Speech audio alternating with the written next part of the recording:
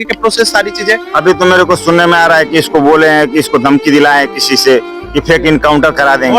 अब बताइए, हमारे पिताजी को मारा गया है और हम आवाज उठाएं तो मतलब हमारे घर परिवार को फेक इनकाउंटर कराया जाएगा? मतलब ये सीधा सीधा संदेश दिया जा रहा है कि मेरे को आतंकवादी बनाना चाह रहे हैं। हाँ, हम आतंकवादी बनना चाहे, अगर आतंकवादी बन जाएंगे तो बहुत बड़ा जुल्म करेंगे।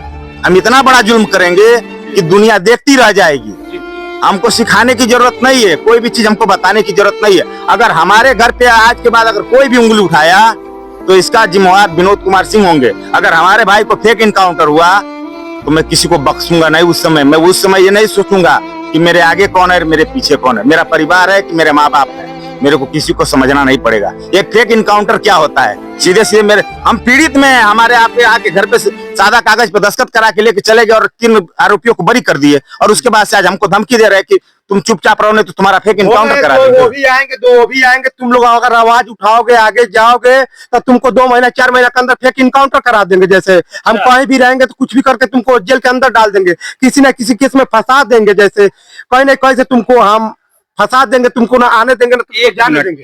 अभी हम मौजूद हैं देवरिया जिला के ग्राम सभा फतेहपुर में, जिसका थाना है रुद्रपुर। 28/7/2025 को एक परिवार हमारे साथ दिखाई दे रहा है। पूर्व सैनिक थे जो कि मराठा रेजिमेंट में रहते थे, पहले अपनी सेवाएं दे चुके हैं।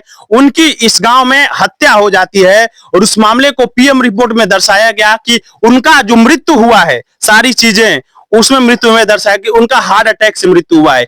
एक सेना के जवान का मृत्यु हार्ट अटैक से हुआ है। क्या क्या कारण दर्शाया गया, प्रत्येक पहलू को दिखाएंगे। थोड़ा सामने ये जो देखिए, ये जो आप रिक्शा देख रहे हैं, ये इस पे जो ठेला पे जो अभी दुनिया में नहीं रहे रामदयाल कुशवाहा जी, इस पे 10 बोरा बाजे बोझा जो भी हो सकता है खेती से संबंधित धान गेहूं काट के लाया करते थे, परिश्रम किया करते थे। शरीर में वैसा किसी प्रकार का बीमारी नहीं था। आज उस दिन के पहले जब पीएम रिपोर्ट आया कि उनकी मृत्यु जो हुई है इसको लेकर के हुई है, उसके पहले किसी प्रकार के उनको हार्ट अटैक नहीं आया था, कुछ भी नहीं हुआ था। लेकिन क्या रीजन हुआ जिनके वजह से उनको हार्ट अटैक आया और उनकी मृत्यु हो गई?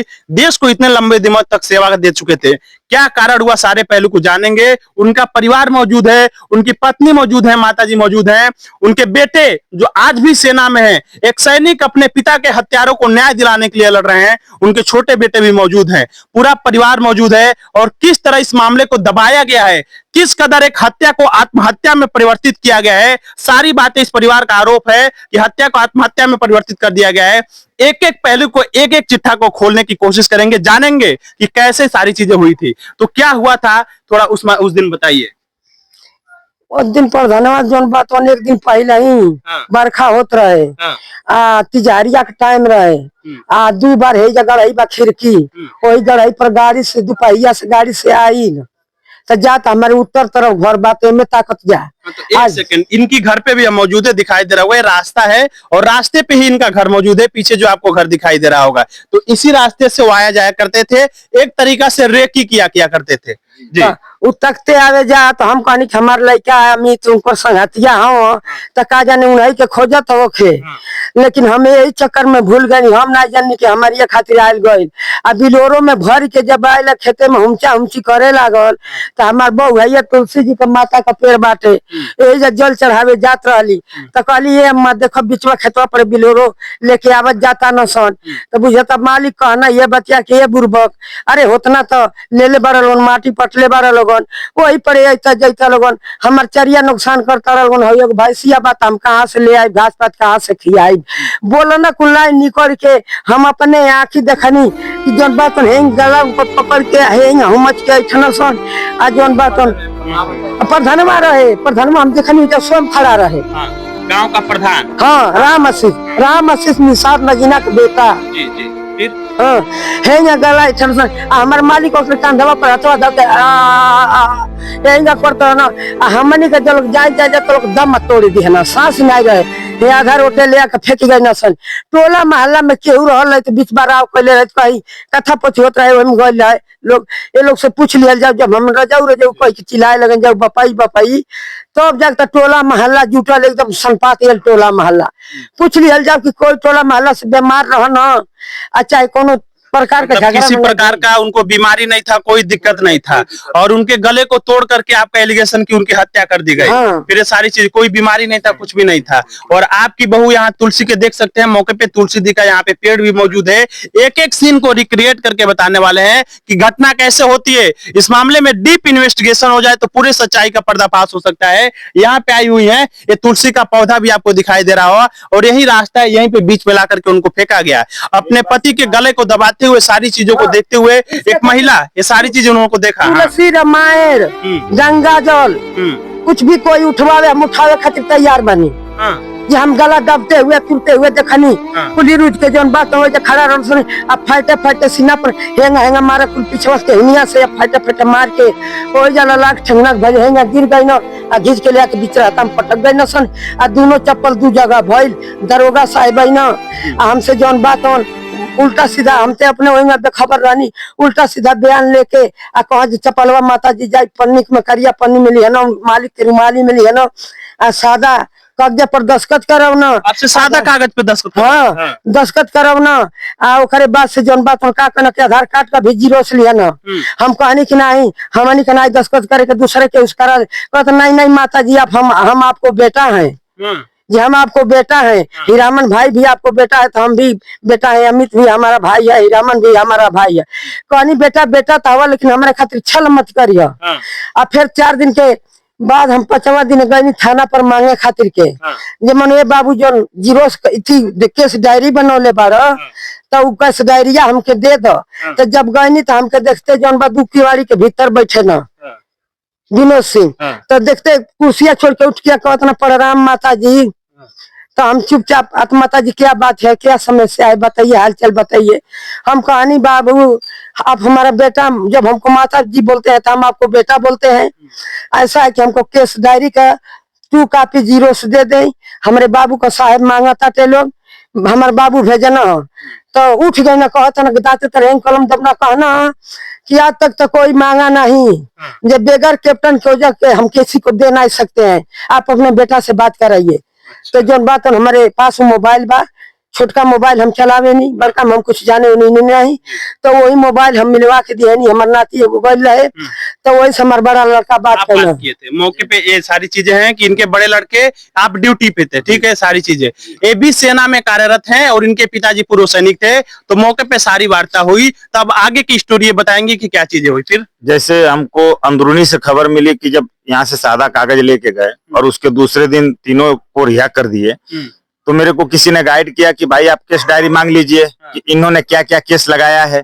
अगर आप केस डायरी नहीं मांग रहे हैं तो कल को वो भी दोनों मुजरिम को छोड़ देंगे और आपको पता नहीं चलेगा, बाद में रिपोर्ट जाने के बाद आप कुछ नहीं कर सकते। तो मैं इसलिए उसको मांग के लिया और मैं बोला कि मांग के मैं अपने सीओ या जिसको भी मैं भेजूं कि भाई इसकी हकीकत क्या है, उसका जांच पड़ताल की जाए।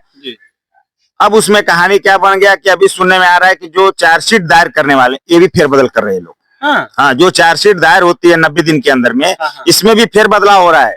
जो कि जिनके ऊपर मुकदमा लगा है 191(2), 191(3), 103(1) और 324 324(3) है या 4 ऐसे कुछ है। तो ये मुकदमा लगा है, मगर इसमें हर आरोपी को बरी किया जा रहा है। तो मैं उसमें मेरा हक है कि भाई मैं मांग सकूं। बिल्कुल मांग सकते। मैं जब मांगा तो मेरे को बोल रहे कि देखिए मेरे सर्विस में मैंने 30 साल सर्विस किया, मेरे को आज तक मैं किसी को दिया नहीं हूँ और ना मैं किसी को देता हूँ। और जो भी इनके बारे में रिपोर्ट मिल रहा है कि जैसे मदनपुर थाना है, मदनपुर थाना में इनकी पोस्टिंग हुई, वहां पे भी इनका कुछ लफड़ा हुआ, वहां से बदली हो गए, गौरी बाजार गए, गौरी बाजार भी कुछ हुआ है, रुद्रपुर आ गए, रुद्रपुर से पहले ये सुरौली में थे। मतलब इधर ही घूम रहे ये, ज्यादा से ज्यादा मतलब इनका जो ड्यूटी का हिस्ट्री है कहीं ना कहीं सस्पिशियस है और इसी चीजों से ट्रांसफर होते रहा है। हर महीना दिन, 2 महीना, 4 महीना, 6 महीना, 8 महीना, ऐसा मेरे को खबर मिल रही है कि हर 6 महीना 8 महीना पे ये चेंज हो जाते हैं, ये रुकते नहीं है। लाइन हाजिर होके आए हैं, जैसे ये भी लाइन हाजिर होके आए, इनके बारे में भी हम पता किए। बाद में हम लोग को पहले विश्वास नहीं था, हम लोग सोचे बहुत अच्छे आदमी है, बहुत समझदार। ये रोड पे चलेंगे, पियक्कर लोग को पाएंगे तो मारेंगे, जैसे शराबी लोग को पाए जाएंगे तो मार देंगे, लड़कों लोग को पाए जाएंगे तो जुल्फी उखाड़ लेंगे, लड़कों लोग को पाए जाएंगे तो हाथ तोड़ देंगे।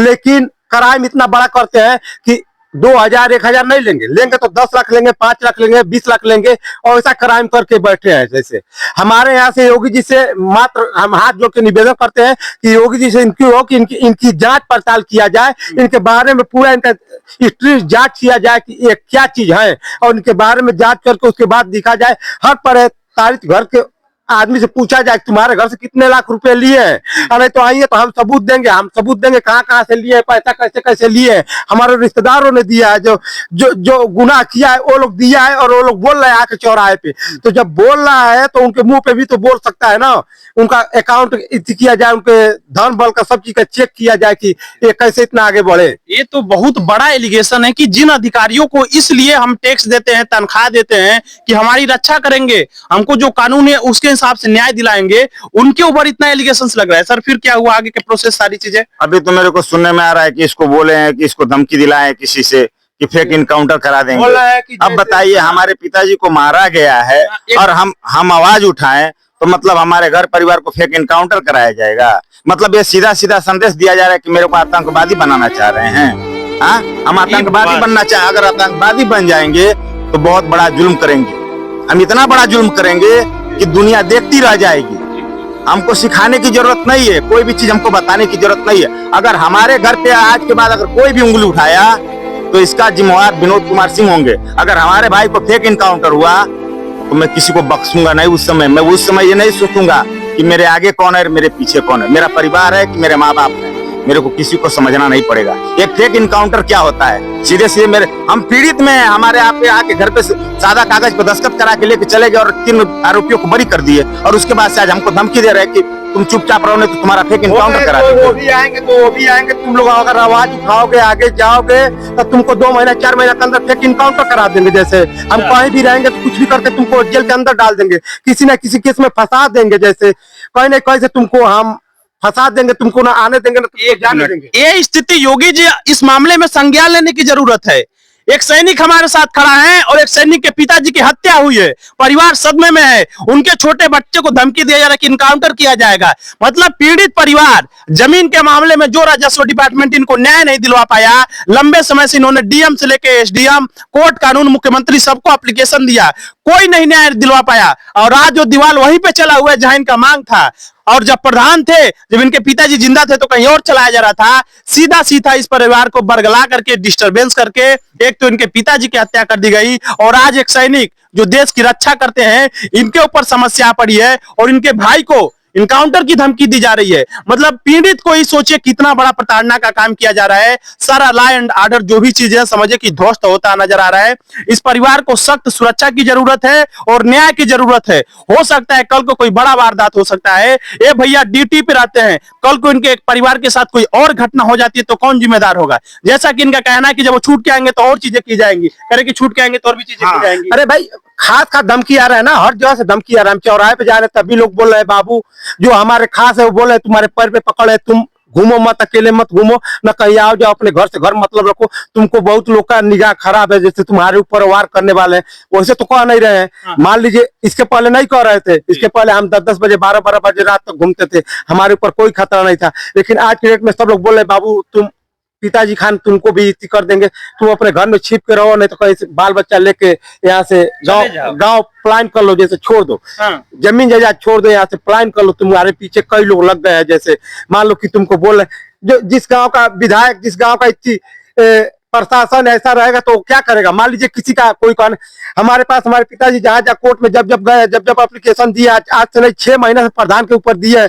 मान लीजिए वो कागज है उसको देना, सुनवाई तो होना चाहिए ना उस पर, क्यों नहीं केस बन रहा है? मान लीजिए 6 महीने से आज तो हमारे पिताजी ऑटोमेटिक जाके कागज नहीं देख, प्रधान हमारे जान मान का खतरा कर रहा है। 6 महीना पहले से दे रहा है कि प्रधान हमको जान से मारने का धमकी दे रहा है, प्रधान हमको जान से मारने की धमकी दे रहा है। उस चीज पर सर 151 उसका जमानत कैसे हो गया? एक बात समझिए, 151 में जमानत होने के बाद भी आज भी बोल रहे कि जब हम आएंगे तो मनहानि दावा करेंगे और उसके बाप को मार दे तो साला किधर का है, उसको तो हम 2 मिनट में इसी कर देंगे। ये स्थिति है। ये सोचिए कितनी बड़ी चीजें हो रही हैं, कितना बड़ा परिवार का आरोप लगाया जा रहा है। इनका नुकसान हुआ, इनकी चीजें हुई और ये पलायन करने के लिए विवश होने वाले हैं और इस परिवार को न्याय मिलता हुआ नहीं दिख रहा है। आप थोड़ा सामने आ जाइए माता जी। और इनके पति की हत्या हुई है जो सैनिक में थे, इनके बेटा भी सैनिक है, इनका छोटा बेटा घर पे मौजूद है और मामले को कैसे डाइवर्ट किया गया और आज भी इस परिवार को न्याय मिलता हुआ नहीं दिखा रहा है। आज भी ये परिवार डरा हुआ है। तो आप लोग योगी जी से, चूंकि कोर्ट कानून देश के सुप्रीम कोर्ट, हाई कोर्ट से क्या मांग करना चाह रहे हैं? हम यही मांग कर रहे हैं कि भाई जब जमानत करौना कुल तो हम तहसील में गए लानी तो कहनी की जो माल बाबू हवा उनसे कहनी कि भैया तनी हमके ओकर इच्छी दे दो तू कापी तो कहना कि डीएम के लगे तू गइल बाटे दस्खत करावे के जो हो सके तो 2-3 दिन में आई जे हमें ऊपर फोटो नहीं लागल बा जो भागल बा नसन फोटो नहीं लागल बा। एसडीएम अपने पास रख ले बना कागज, एसडीएम रुद्रपुर तहसील में वो कागज आगे फरोट नहीं करता ना बगैर फोटो का जमानत करौले बना पता नहीं गैनी तो ये सारा जमानत वगैरह करा लिया, आपको नहीं दे रहे हैं। तो इस मामले में आपके पति तो दुनिया में नहीं रहे, उनकी जो भी हत्या होगी सारी चीजें हो गई। अभी आप क्या उम्मीद रखती हैं सरकार हम ये सरकार से उम्मीद रखते हैं कि हमारा न्याय फैसला होना चाहिए, वो लोग को सजा होना चाहिए, फांसी होना चाहिए। जी जी जी। तो हमारी भी मांग से यही रहेगी, भैया अभी थोड़ा सामने आइए, हमारी भी मांग से यही रहेगी कि ये परिवार का जो मांग है जो भी उचित कानूनी करवाइए, कोर्ट कानून के हिसाब से इनको न्याय मिलना चाहिए। आप एक सैनिक के रूप में देश की भी सेवा करें, तमाम चीजें। आप इस मामले में क्या मांग करना चाह रहे हैं? क्या चीज? सर पहली बात तो हमको कानून पे पुनः भरोसा, जैसे विनोद कुमार सिंह ने हमको भरोसा दिया कि आप अपने पिताजी का डेड बॉडी उठवाइए, ले जाके फुकवाइए। किस लिए दरवाजे पे सड़ा रहे हैं, किस लिए बर्फ लगवा के सड़ा रहे हैं? वो तो मर गए, सैनिक है। उन्होंने मेरे को एक बड़े भाई होने का वादा दिया, समझाया, बताया, मैं उस चीज को माना। और वही आदमी मेरे पीठ के पीछे आके और मेरे पीठ के पीछे सादा पेपर पे दस्तखत ले जाके और 3 आरोपियों को बरी कर दिया। आप जिसके ऊपर 151 2 191 3 103 1 और उसके बाद से 324 लगा है धारा, उनको कैसे दोबारा इन्होंने करके इधर से आए? माता जी को बोल रहे हैं हमारे माता जी जैसे मैं आपको बता रहा हूँ वैसे करिए। ऐसे बोल रहे हैं कि ये देखिए रामजीत को बताइए, ऐसे पकड़ लिया। और उसके बाद से ओम प्रकाश, क्या नाम है, राम प्रकाश को बताइए, ऐसे फाटे फाटे मारना चालू किया, एकदम सीने पे ऐसे मारते रहा। ये बात बता रहे हैं हमको। तो मेरी माँ बोली मैं एक ऐसे सैनिक की पत्नी हूँ कि मर जाऊंगी मगर सच बोलूंगी, झूठ नहीं बोलूंगी, जो मैं देखी हूँ वही बोलूंगी। और वो शुरू से लास्ट तक वही बोल रही है। इस समय उसका थोड़ा दिमागी संतुलन, मतलब जिसका सुहाग उजड़ जाता है, आप भी समझ सकते हैं या लोग भी समझ रहे हैं कि मतलब उसका दिमाग कभी आगे कभी पीछे, जो चीज याद आएगा वैसे ही वो बोलेगा, वो वैसे ही बता रहे। मेरे को यही आज तक उम्मीद है कि मैं इसी उम्मीद में बैठा हूँ कि मेरे को न्याय मिलेगा। मैं ये समझ रहा हूँ कि हमारे क्षेत्र में या हमारे समाज में जो भी हमारा समाज है या जो भी हमारे लोग हैं, सब लोग हमको न्याय दिलाएंगे, पहली बात। दूसरी बात कि हमको योगी जी से दरखास्त है कि हम तो यहाँ पे उनको बुला नहीं सकते हैं और वो हमारे यहाँ पे देख नहीं सकते हैं। सबके घर अगर जाने लगेंगे तो उनको टाइम नहीं मिलेगा, मगर न्याय उनसे हमको बहुत बड़ी मिल सकती है। मैं यही चाहूंगा कि जिन्होंने अगर गलत किया है तो उनको सजा मिलनी चाहिए। और ये जो फेक इनकाउंटर ऐसी की धमकी दी जा रही है, इसकी सही से जांच होनी चाहिए और इनके ऊपर बड़ी से बड़ी कार्रवाई करनी चाहिए कि ऐसे किसी पीड़ित परिवार को मजबूर न किया जाए, किसी को मतलब इतनी मजबूर मत किया जाए कि वो आदमी आतंकवादी बनना है चालू हो जाए। योगी जी खुद अपने कह सकते हैं कि एक हाथ में माला होना चाहिए, दूसरा हाथ में भाला होना चाहिए। एक बात समझिए, योगी हो के उसके बाद भी कह सकते हैं। तो मान लीजिए जब हमको न्याय नहीं मिलेगा, हमको सरकार से न्याय नहीं मिलेगा, वो खुद इच्छा से नहीं मिलेगा, तो हमारे घर पे क्या होगा? आज हमारे लड़के बोले पापा हम गुंडा बन गए तो तुमको सलामी लोग करेंगे, हम फौज में रहेंगे तो हमको कोई तुमको कुछ नहीं बोलेगा। तुम्हारे पिताजी को मौत हो गया, कौन सा योगी सरकार का कौन लोग आए, कौन सुरक्षा मिला, क्या मिला? कुछ मिला? न्याय भी नहीं मिला। 50 दरवाजे ठोक रहे तभी भी नहीं मिल रहा है। हम आतंकवादी गुंडा, छोटा सा भी गुंडा बनेंगे तो सब लोग तुमको नमस्ते करे कि फलाने का पापा जा रहा है। तो मान लीजिए हम योगी जी से पूछना चाहते हैं, वो कहते हैं कि एक हाथ में माला चाहिए, भाला चाहिए। तो ये बताइए कि हम क्या करें? अपने बच्चों को क्या पढ़ा लिखा के कि तो सरकारी नौकरी या आर्मी में भर्ती करे या गुंडा बनाए? उनसे हमको इस चीज का हमको जवाब चाहिए। ये बहुत बड़ा सवाल है, ये बहुत बड़ी सवाल है, पूरे उत्तर प्रदेश को हिला देने वाला सवाल है। एक सैनिक का खानदान जो देश की सेवा करना चाहता है, आज उनके बच्चे अपने पिता से सवाल कर रहे हैं कि हम सेना में जाए कि गुंडा बने।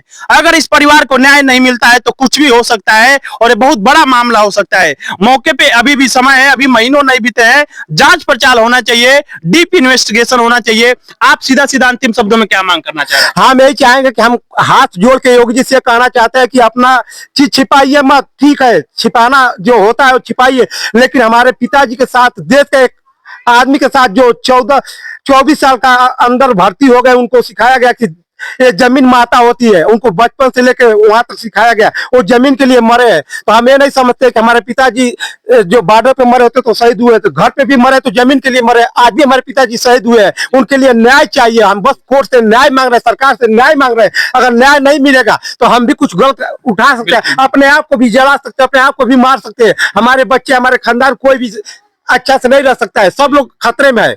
योगी जी को इस पे ध्यान देना चाहिए, इस मुद्दे पे एक बार कम से कम अपना नजर उठा के, ताकि देवरिया जिला में क्यों इतना कांड हो रहा है, ज्यादा करके फतेहपुर गांव में क्यों इतना हो रहा है, उस पे उनको ध्यान देना चाहिए। एक बार अपना इत्ती लगाए। जी जी जी। तो ये स्थिति है, इनका मांग है कि इनको न्याय मिलना चाहिए, मामले का डीप इन्वेस्टिगेशन होना चाहिए। हमारी भी मांग है कि एक सैनिक शहीद हुए हैं, गांव में शहीद हुए हैं, समझिए किस मामले में, इसका डीप इन्वेस्टिगेशन होना चाहिए, सच्चाई का सामना होना चाहिए और इस पीड़ित परिवार को, रामदयाल कुशवाहा जी के परिवार को न्याय मिलना चाहिए। कुशीनगर की आवाज से शिव कुमार।